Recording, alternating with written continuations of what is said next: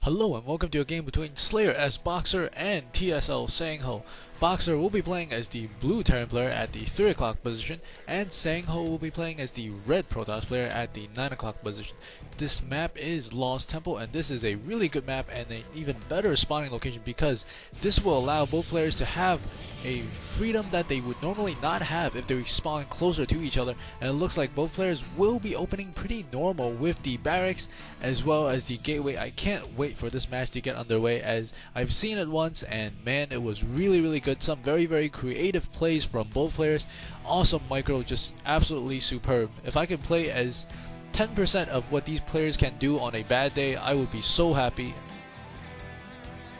And looks like Boxer will be coming outside with his SCV, and he's probably sending him on scouting duty as the probe has already scouted at the 12 o'clock position. Both these players might meet right over here as Boxer is not going to check the watchtower. If he had checked the watchtower, he would have seen SangHo's probe is going to be going inside of his base, as both players are going to be scouting the wrong direction for quite a while. The first Marine will be coming out very shortly, and looks like that barrack will rally the Marine directly onto that probe. The probe knows the Marine is coming as he can see these little lights blink over here, and as the lights flicker, it is a warning sign for the probe to get out. And the Marine does spawn, but the Marine will not have enough range to hit that probe. That probe does manage to get away pretty freely there, and if we take a look inside the base of SangHo, he has gotten the second gas at around 20, I believe, and looks like the SCV is about to make his entrance into the base as the first Zealot is going to come in and try to deter the SCV a little bit, but the SCV does move a little bit quicker than the Zealot, so he should be able to have no problems scouting around the base of SangHo. Meanwhile, at the front gate of Boxer, Boxer has placed down one tech lab after he built 2 Marines, and he is pumping out SCVs like a madman. In the meantime, Chrono Boost is being spent on the warp gates, and Boxer's SCV is still inside the base. He has seen this pylon, so he knows that his enemy can place anything at any location that he pleases, because there's one pylon here, one pylon here, and one pylon over here. So that is a pretty wide range, very good coverage of those pylons. This pylon will even allow him to warp units on the outside if he so chooses, and Boxer's still inside the base. That Zealot has not yet managed to kill off the SCV. And Boxer has recently started the command center right outside as a natural expansion. Let's take a look at the unit count. There is 2 Marines and 1 Marauder. This is a very ballsy move. It's something we're not accustomed to on the American servers.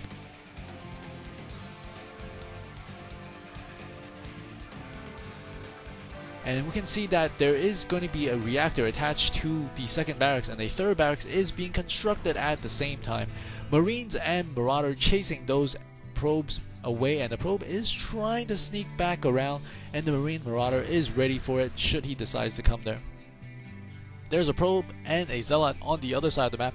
Let's take a look at each player's APMs as they are really high at the moment. 300 and high 100s and 200s.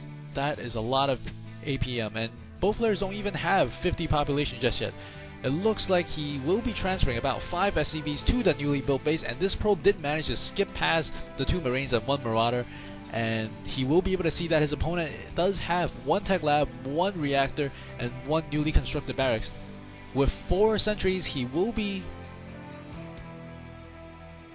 comfortable enough to pump out a nexus here. A scan goes off. The scan will catch a glimpse of these sentries, and the sentries do try to move out of the vision, and the probe does go down at the back of the base of Boxer. Boxer has constructed a bunker because he knows his opponent has seen his base, and there's not too many units inside of his base, so his opponent might attack at any time. That's why he's constructing a bunker. Bunkers are never a bad idea because you can always get back the minerals, and an SCV was idle for a moment as he forgot to set the rally point for his command center. An observer is coming across the map for SangHo at the moment as he will be met with 1 Marine. You can actually see this SCV moving, and if you were to watch from Boxer's point of view, he actually chases that observer across the skies for a little bit before he goes back to microing his own units. And we do see the second refinery will be coming online shortly for Boxer. Let's take a look at the income tab right now. Boxer does have an advantage over the minerals as expected, as he has focused a little bit more on minerals and a little bit less on gas, whereas the Protoss player has taken an earlier gas than Boxer has.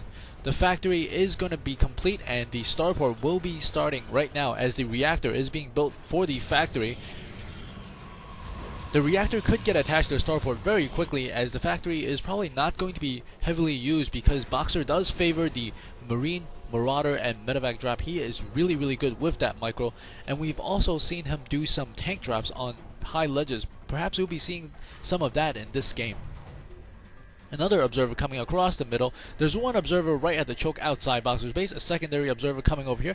Army size right now at 56 to 59. Very, very close and even.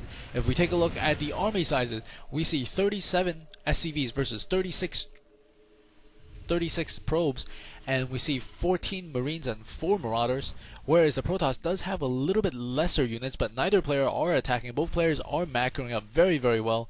And it looks like, if we take a look at the income tab, both players are pretty much even, except Boxer is a little bit ahead because he does have the mules helping him. Harvesters are almost dead even at the moment, as the first 2 Vikings will be coming out of the starport at any moment. If we take a look inside the base of SangHo, he has recently opened up 2 Stargates. Maybe we'll see Phoenixes or Void Rays, probably not Carriers, because Carriers don't do too well against the Marine and Marauder mix, I think. And it looks like he's trying to kill the SCV. Boxer trying to get information, but not able to. And it looks like SangHo does have very, very good placement of those observers, and those observers have gotten him a lot of information. SCV coming inside the base of SangHo, and SangHo needs to kill it off if he wants to prevent him from seeing the tech in the back. And if we take a look at Boxer's vision right now, he does scan, and he sees not too much. He does see the robotics bay in the back, but what he doesn't see is the important part. In the back here, he does not see the 2 Stargates. Both Stargates pumping out a lot of Phoenixes. It looks like 2 Phoenixes at a time. There will be some Phoenixes to deal with the Marine Medevac, and a scan goes off right on top of the observer. Very, very nice play there by Boxer, noticing even the tiniest of disturbances in the air, and he is building doubly supply D-plot, those double SCVs. And we see right now Boxer is going to be moving out. If we take a look at the unit counting station, both players have quite a sizable force. SangHo only has 1 Colossus and 2 Phoenixes, 4 Sentries, 3 Zealots, and 1 Immortal, whereas Boxer has a ton of Marines and Marauders. Let's see how this will fare out as he's running 1 probe across. There's 1 additional observer over here standing still, not being spotted by Boxer just yet.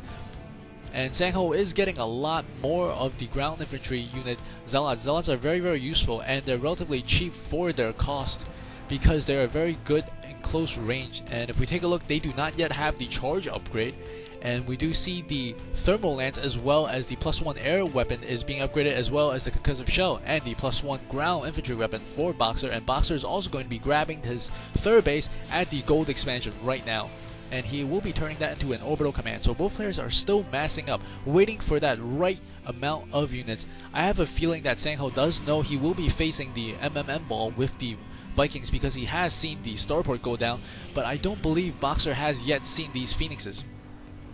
A scan goes off directly on top. He kills off the observer,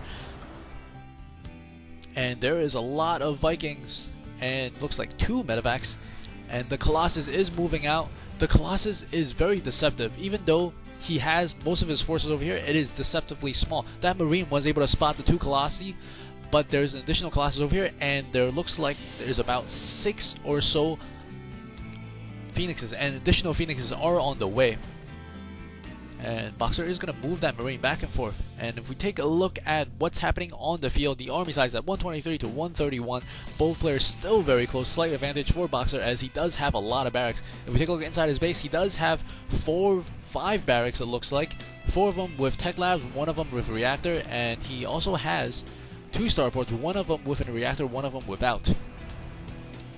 And he does have 11 Vikings, 24 Marines, and a ton of Marauders, 60 Marauders, whereas the Protoss player does have a little bit less, but his Colossus are very, very deadly, as both players are going to be finishing their upgrades anytime now.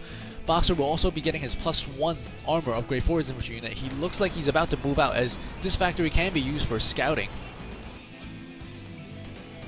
And double refinery will be going up at the goal, so if we take a look at their income, we should see Boxer's income shoot up quite a bit, as he does have a huge lead in terms of minerals. But when it comes to battle, ooh, there's a lot of Phoenixes moving up at the lower half of the map. There's actually 10 Phoenixes there.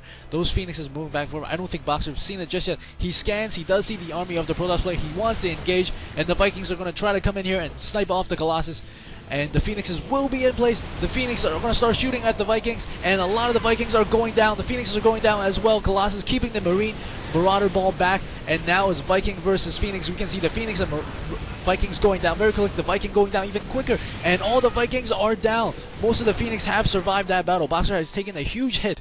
He did not expect those Phoenixes to be there. And if we take a look at the army count right now, 157 to 141 advantage for the Protoss player as he won that battle. And he's going to be picking off some of these SCVs, killing off a lot of these SCVs. I think that was about 8 or 9 SCVs. All these SCVs are dropping like flies right now. Boxer's income is hurting significantly. We just saw him drop off about 700, 800 income per minute, and these Vikings have spawned at the worst times, and the Phoenixes are taking the Vikings out. In the meantime, there's a huge battle at the middle with these Colossus, and the Vikings are trying to do some damage. There's not too much anti-air on the ground. There's only sentries, and the Phoenixes are coming back. The Phoenixes got shot at by those Marines, are severely weakened, and now we see a huge engagement. The Phoenixes need to kill off the Vikings, or the Vikings need to kill off the Colossus, and the Marines are retreating. They're in a whirl of hurt right now. Most of them are orange or yellow. Both players still relatively comfortable. I think Boxer is confident because he does have that slight income advantage for quite a time. And it looks like 166 versus 121 right now. The upgrades are pretty much slightly in favor of Boxer, as the Protoss does not have the ground upgrades. He has the air upgrades though.